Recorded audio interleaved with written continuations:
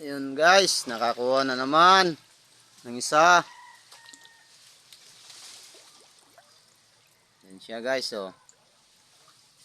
Alam, puro tilapia ang ating nakukuha. Lapandalag, hito o catfish ang tawag ibang bansa. Yan po guys, oh. Buhay na buhay.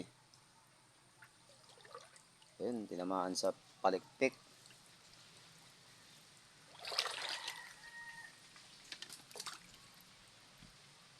Ang ating sharpshooter.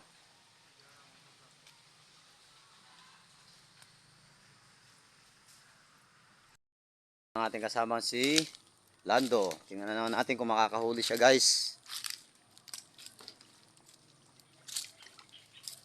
Ayan ang gamit naming panghuli ng isda. Yung pana kung tawagin sa Pangasinan. Guys, nakakuha na naman si Busnas. Isang tilapia. Pang-apat na po niyang kuha. Nagawa pang pagkuha ng isda po. Yan po. Mga pana kung tawagin. Yan guys, so. Yan, pana lang.